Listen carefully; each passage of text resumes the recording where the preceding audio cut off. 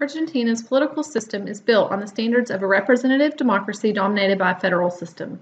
The federal government is divided into three branches: the executive branch led by the president, the legislative branch represented by the National Congress, and the judicial branch headed by the Supreme Court. It is ruled by its 1853 Constitution, which has been suspended and reformed many times. Since declaring independence, Argentina has experienced decades of political turmoil with struggles for power between military dictatorship and government rule.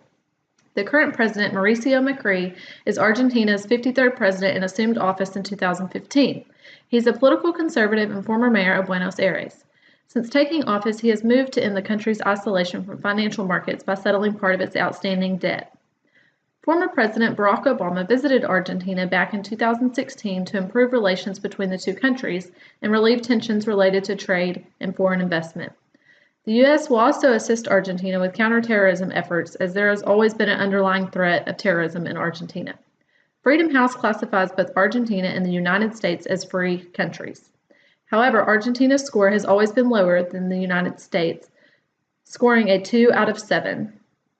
Numerous political parties have established a presence in Argentina throughout the years.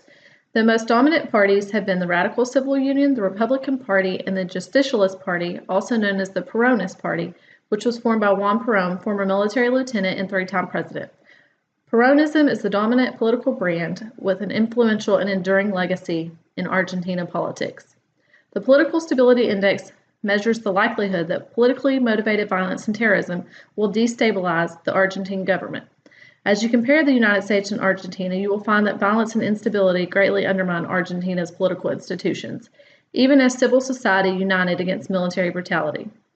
Protests are regular and well attended. Recently, hundreds of people protested outside Congress amid fears of censorship and media monopoly.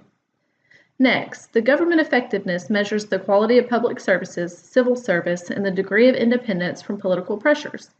Argentina's government scores much lower than the United States due to the intense and ongoing political pressure found in Argentine politics. Rule of law. The legal principle that law should govern a nation. As we look at the graph, rule of law is much weaker in Argentina than the United States due to inefficiencies and delays in the judicial system, extreme poverty and illness among the indigenous peoples, police misconduct, including torture and brutality, which is rarely punished, and drug-related violence. Finally, let's examine the ranking of the United States and Argentina on the Corruption Perception Index. Argentina's score depicts a country that is plagued with corruption. Scandals involving the government, embezzlement, acceptance of gifts from the head of companies, and bribery are just a few examples of the corruption occurring quite frequently in Argentine society.